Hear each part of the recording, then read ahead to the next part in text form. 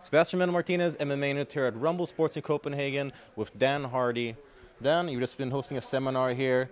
So let me get your thoughts on some of the talent here, some of the local talent at Rumble Sports and in Copenhagen. It's good. I've just been watching some of the guys grapple with Gunnar, and obviously Gunnar's no joke, and they do well, and there's some good athletes here. I've been going through some jumping kicks with these guys and picking things up fast, and real enthusiastic as well.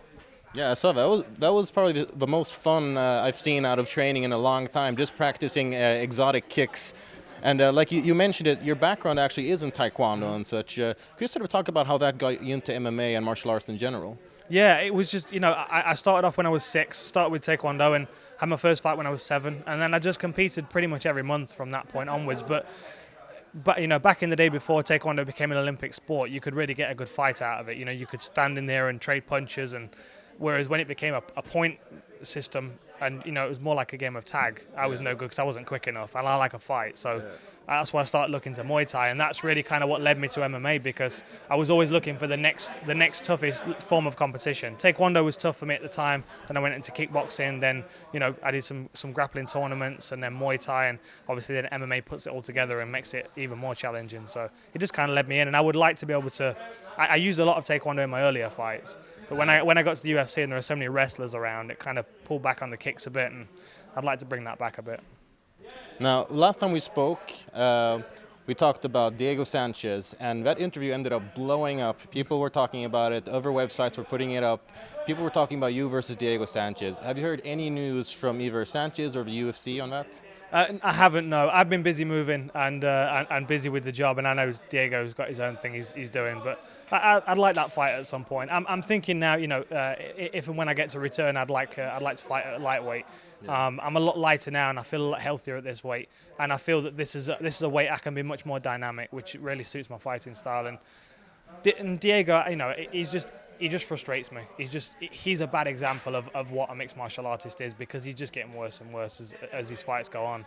And I really think that as athletes we should be trying to be the best athletes we can, the best martial artists that we can, not only for ourselves and for our own health, but for all the places in the world that are still frowning upon the sport and keeping it at a distance. We need to be professional athletes that look like we're in there as technicians, so we know what we're doing, and not just brawling with our faces first. Yeah. The UFC recently debuted in Mexico. They had a huge showing. Obviously, Sanchez is of Mexican descent. How would you feel about perhaps facing Sanchez at a huge show in Mexico next year? I'll fight him anywhere. I don't care. The only thing with Diego is you can't leave it to the judges, because I don't know whether he's paying off or he's paying into their retirement fund or something, but the judges seem to like him. Well, true. Statistically, there have been quite a few disputed decisions. Yeah. So now I was going through, I think it was Facebook or Twitter the other day, and I saw you posted a picture of what looked like a delicious meal, vegan meal, avocado, spinach, cherry tomatoes. Are you full vegan? Not entirely, no. At the moment, I've still got eggs in my diet, and I occasionally eat a piece of fish, but very rarely. I'm trying this. Well, the thing I like about this diet is I don't like to restrict my portion size. I don't like to have to weigh out things and that's too much chicken or whatever. Whereas with this diet, because the most of the stuff I'm eating is water based, lots of vegetables and fruit, I can just eat until I'm stuffed and eat some more. And then if I need something heavier, I just go with something like a grain, like a quinoa or rice or something.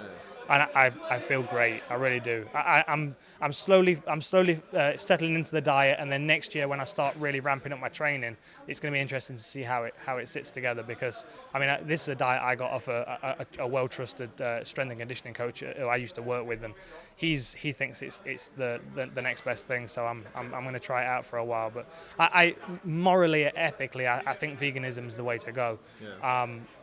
And if you are going to consume some kind of animal product, I think there just needs to be a responsibility there, and understand where it comes from, and a respect of the process that it goes through to get to your plate. So you're not just buying some junk factory farmed. It's not even food. It's just cruel and unnecessary. Yeah, well, there's a lot of likenesses made to concentration camps, and when you see how these animals are treated, and that's actually, I'm also a vegetarian. I can't go full vegan because cheese, I'm having a hard time leaving it, but I know there's quite a few stigmas against veganism, such as the question of protein and such. What's the most frustrating question or stereotype that you get about vegan food? Well, it's just the whole people say so many times, I just can't not eat meat. I just love meat. Well, I love meat as well. Don't get me wrong, but you can. I used to love McDonald's when I was a kid, but I educated myself to a point now where I don't even consider McDonald's food. And now I've got to a stage where my options for food are so much smaller. It makes my life so much easier. I don't have to worry about what I'm going to eat today because I have my selection in my fridge and it's all fresh, it's all healthy stuff. I don't have to worry about counting portion size or anything like that. It's so much easier. And then the whole thing of where you're getting your protein from, and in fact, this is a good time to raise this. Brian Stann was commentating on Matt Wyman's fight. Did you hear what he said? I actually mentioned to the cameraman as well. Yeah, I was really upset about that because he made a comment about the fact that he looks considerably weaker because now he's become a vegetarian, and that's awful. That's old programming. That's like 1950s America programming. Got to go out the window. We don't need to eat animals for protein. It's not necessary. Well, obviously you can see the contrast in commentating styles. We got the European here and the American and Brian Stann. Always going to be some cultural differences. Of course.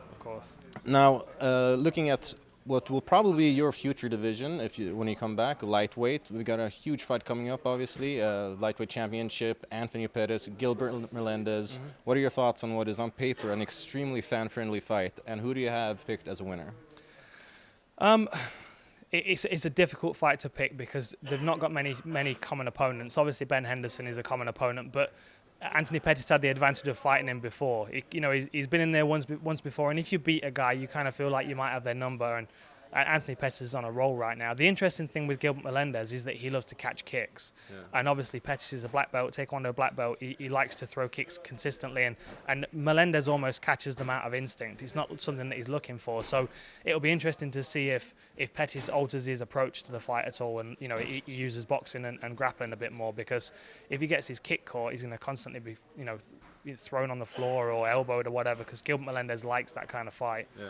But I mean, at the moment, Pettis is looking absolutely amazing. So I think that Melendez could be the kind of opponent that really allows him to show his best, given the fact that Melendez really pushes the pace and he likes to be in your face. Okay. So Melendez for me is a better, more conscientious version of Diego Sanchez in his fighting style. That's how Diego should fight, Yeah. And it showed in their fight when those two guys fought each other. Yeah. You could see, looking at their faces at the end of it. I think Pettis is more dynamic. I think he's much more of a finisher, whereas Melendez is the guy who'll ground you out to a decision. He'll be in your face constantly.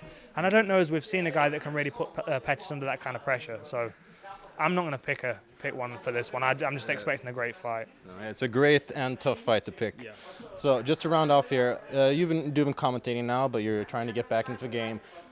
And in the case where you don't have time to do both and you just fight, which fighter would you like to see step in and take your place in the commentator's booth? Someone really bad. Someone really, really terrible, just so I don't lose my job. I don't know, to be honest. I think there are a few guys that could do it well. Frank Mir was always one of my favourite commentators when he was working WEC. I think that Luke Barnett could do a good job. He's very well spoken. He's very cerebral, very articulate. It'd be interesting. I'd quite like to bring in fighters occasionally just to get a different perspective. From obviously we have different skill sets, and I look at it predominantly from a striker's perspective. I'm trying to work my grappling a bit more, but it's my automatic preset is to read the striking. So it'd be good to get a grappler in, and I mean Kenny Florian's always good to listen to, because it's interesting to see what he's seeing and his take on it. So I think there are a lot of guys that could do my job. I probably shouldn't say that though. Well, I'd say you've been doing a good enough job so far to make sure no one's going to take it permanently. Thank you. Dan, thank you very much. Always a pleasure. Thank you.